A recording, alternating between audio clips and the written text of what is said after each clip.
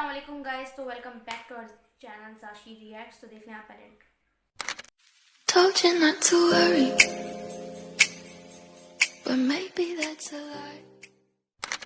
तो गाइस आप लोगों ने देख लिया होगा इंट्रो और थंबनेल से समझ गए होंगे हम आज किस पे रिएक्ट करने वाले हैं।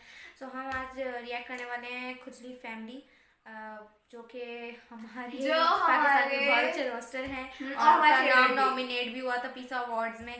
और बस वो बेस्ट रोस्टर का अवार्ड लेते रहेगा, बट नेक्स्ट टाइम इंशाल्लाह जरूर डकी ने ले लिया तो वो भी हमारे लिए बहुत अच्छी बात है। और हमारी की तो वैसे ही है कि पाकिस्तान में माशाल्लाह इतना टैलेंट है और हम लोग बहुत सपोर्ट करते हैं। हम बकवास करेंगे, हम जल्दी स्टार्ट करते हैं। पिछली वीडियो बहुत लंबी हो गई थी।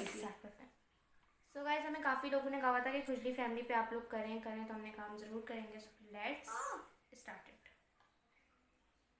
Hello friends and fans, this is Osmo speaking. आज बात करेंगे स्कूल में होने वाली असेंबली की। हाँ जी, आज मैं आपको बचपन याद करा दूंगा। आज मैं आपको पीछे से लूंगा, आज मैं आपको पीछे ले चलूंगा। यार राजा जी, जबान बड़ी गंदी हो गई है तो कम चलाया करो ना समो भाई। लेकिन असेंबली में जाने से पहले स्कूल के यूनिफॉर्म की बात करते हैं। अब जो बच्चे पहले से स्कूल में पढ़ रहे हैं और पुराने हो चुके हैं तो उनके यूनिफॉर्म भी पुराने हो चुके होते हैं। देख के पता लग रहा होता है ना, किसी बच्चे ने रेड कलर के फाउंटेन पेन का ढक्कन खोल के पीछे ढक्कन लगा के इधर फ्रंट पॉकेट में रख दिया होता है, उसे पता ही नहीं चल रहा होता। और वो जो इंक है वो ऐसे कैंसर की तरह फैल के निप्पल बन जाता है। और पेन अगर रेड है तो उसे दूर से देखो तो लगता है उसको सीने पे गोली लगी है। समझ रहे हो ना, मतलब ऐसे देख के पता लग जाता है। अक्सर किसी बच्चे ने बेल्ट लिया होता है, वो नया जब लिया होता है तो ठीक होता है, आगे चल के वो 2 in 1 हो जाता है। सस्ते वाले होते हैं ना तो उनकी खाल ऐसे अलग हो जाती है, पर अक्सर लड़के ऐसे पकड़ के अचानक पीछे आके कान में ठा कर रहे होते हैं। बहुत सारे यूनिफॉर्मों में टोपी भी शामिल होती है और वो ऐसी सीधी टोपी होती है, वो खुद ही सैल्यूट कर रही होती है। आजकल तो हिप हॉप में चल रही है, पहले वो चूतिया लगती थी तो सारे बच्चे उसको यूं करके हिमेश रेशमैया बनते थे और यूं करके वो बीच में से फट जाती थी, पर त्रिकोण बन जाता था। तो इसी तरह पुराने यूनिफॉर्म का पता लग जाता है। अब कोई बच्चा अगर नया एडमिशन लेता है तो उसके कपड़े होते हैं नए।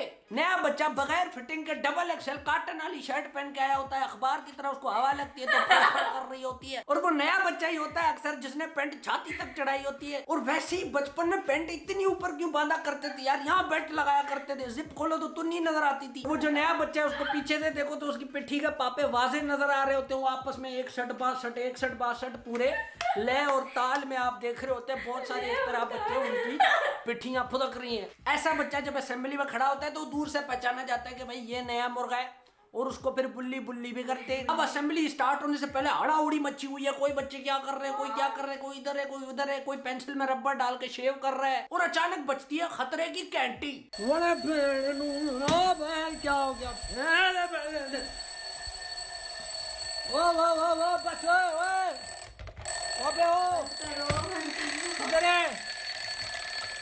हो गया। जैसे ही खतरे की घंटी बजती है सारे लाइनों में सीधे खड़े हो जाते हैं। और खड़े होने का भी सीन है जानी, स्कूल है, डेकोरम होता है कुछ।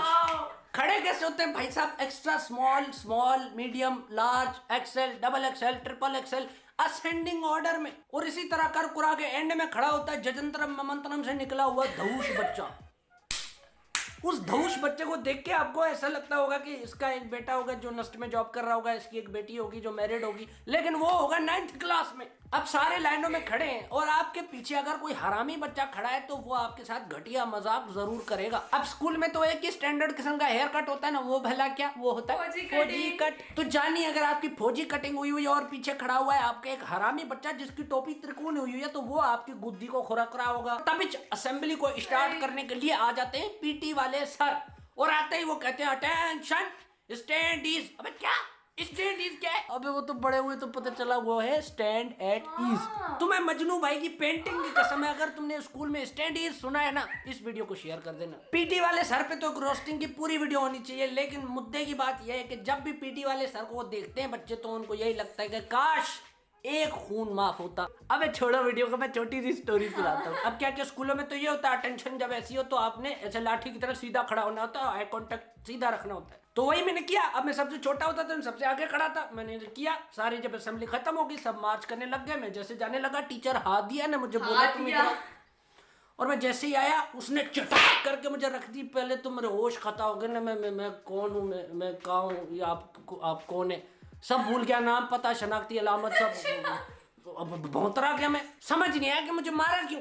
वो तो फिर जब मैं क्लास में चला गया 2-3 पीरियड गुजरे तो मैंने सोचा कि अच्छा असल में वो टीचर आ दिया मेरे बिल्कुल सामने खड़ी थी, तो मुझे समझ आया कि वो बार बार अपना दुपट्टा क्यों सही कर रही थी। जैसे असेंबली शुरू होती है तो स्कूल का वो बच्चा जो कारी साहब है उनको बुलाया जाता है, उनको उसने अक्सर मदरसे में टॉप किया होता है, उसको बुलाते हैं, वो किरत करता है, बात खत्म हो गई। उसके बाद शुरू होती है नात के लिए जिस बच्चे को बुलाते हैं वो जरूरी नहीं है कि इंसान भी अच्छा हो, वो ये ऐसा हो सकता है कि उसकी सिर्फ आवाज अच्छी हो। इधर सुबह सुबह नाते पढ़ रहा है, घर से डायरी जो लेकर आए उसमें अब्बे की सिग्नेचर खुद की हुई है। ठर की भी हद का क्लास की जो लड़की फेसबुक पे डॉट भी पोस्ट कर देगी तो नीचे कमेंट इसका आ जाएगा आयशा नाइस नुक्ता डियर। असेंबली चल रही होगी, अचानक से बीच में प्रिंसिपल आ जाएगी, अरे बहन तू तो स्क्रिप्ट में ही नहीं थी, और वो आते ही शुरू हो जाएगी, स्टूडेंट्स आप इस स्कूल को अपना घर समझें और कचरा हमेशा डस्टबिन में फेंकें।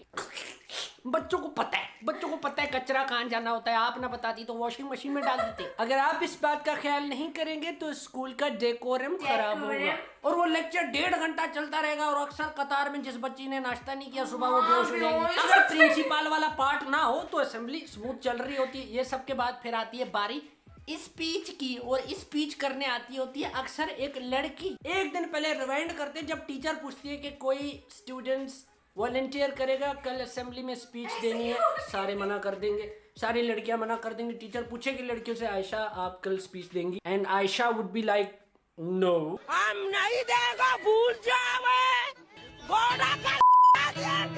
लेकिन नहीं, एक हिम्मत वाली खड़ी हो जाएगी, मैं दूंगी कल की स्पीच। जनाबे सदर और मेरे बाकी भाइयों और बहनों, आज मेरा उन्वान है औरत के हुकूक। और भाईजान ने आहिस्ता आहिस्ता जज्बाती होती जाएगी और वो लेवल आ जाएगा कि 4-5 दफा रोस्ट्रम को धड़म करके मारेगी और सारे लड़कों के बेल्ट ढीले हो जाएंगे। आज की औरत मर्द से कंधे से कंधा मिला के चल सकती है, या खुले में शलवार ढीली करके सुसु करने वाले मर्दों को उल्टा लटकाना चाहिए। फिर बारी आती है चेकिंग की और हर टीचर अपनी क्लास की लाइन में राउंड मारता है कि भाई किसके नाखून बड़े, किसका हेयर कट नहीं सही, किसका बेल्ट ढीला है, किसका अंडरवेयर है नहीं है। Show me your nails Bisma, don't argue, show me your nails. आपके सारे नेल्स बड़े, सिर्फ आपने मिडिल फिंगर वाला काटे तो बाकियों को भी काटे, जाएं निकलें, लाइन से बाहर जाएं, उधर खड़ी हो जाएं। आप कितना भी तैयार होके आ जाए, मुगलों की दासियों को बोल के दूध से नहा के आ जाए, लेकिन अगर आपका हेयर कट नहीं सही, नाखून बड़े, ये नहीं वो नहीं रे नहीं गो नहीं, तो आपको बोलेंगे आप लाइन से बाहर निकले। मुख्तलिफ किस्म की सजाएं दे देंगे कि भाई अपना बैग खड़ा करके खड़े रहो। क्या यार हालत खराब हो जाती, इतनी देर कौन खड़ा करके रख सकता है। खैर एंड इस तरह होता है कि भाई पीछे मुड़ और मार्च। ये तो हो गई असेंबली, इस तरह होती है। एक और वीडियो है शहरम की स्कूल की यादें, वो बड़ी अच्छी वीडियो, वो जाके देख लेना और शहरम को सब्सक्राइब भी कर देना। मेरा बहुत अच्छा दोस्त मेरा शहरम की स्केचबुक हम भी देखते हैं, पहुंचाना, ठीक है। Love you, bye bye. Subscribe. हाँ मैं भी। सो गाइस ये थी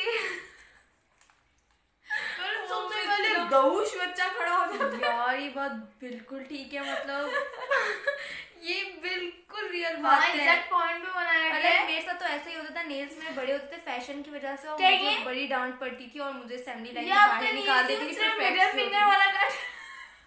जो परफेक्ट होती थी ना वो बाहर निकाल देती थी। तो बड़े फैशन आ गए। तो गाइस ये तो होता ही होता है, और सजा इसी तरह की मिलती है, डेस्क के ऊपर खड़ा कर देते हैं हम लोगों को बिला वजह ना। नहीं एक और होती है, एक और होती है, पीछे मुड़ के दीवार देखते हैं। दीवार पे मैं पेंसिल से कुछ बनाती थी। मुझे पनिशमेंट्स बहुत कम मिली है, लेकिन एक बार मिली थी पूरी क्लास को, क्योंकि हमारी क्लास में लड़के बहुत ही बदतमीजी करते होते थे। और जो है ना, फिर हमारा को सिस्टम था तो इस वजह से ना सब लड़कियों को भी डेस्क के ऊपर खड़ा कर दिया था और हम सब डेस्क के ऊपर बैग लेकर खड़े हुए थे। ऐसा लग रहा था जैसे ऐसे कूदने लगे। सो गाइस बहुत ही मजे की वीडियो थी, हमने बहुत एंजॉय किया। हम वैसे ही पर्सनली इनका चैनल देखते हैं ना, अब आप लोग भी जाकर देख लें।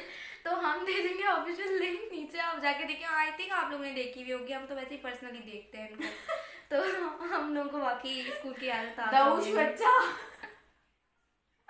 अच्छा गाइस, अगर आप लोगों की वीडियो पसंद है तो लाइक कर देना, शेयर कर देना, सब्सक्राइब कर देना, और अगर और भी कुछ सजेस्ट करना हो तो हमें कमेंट बॉक्स में कर दीजिएगा। और फिर अल्लाह हाफिज। अल्लाह हाफिज कह रहा है दिल।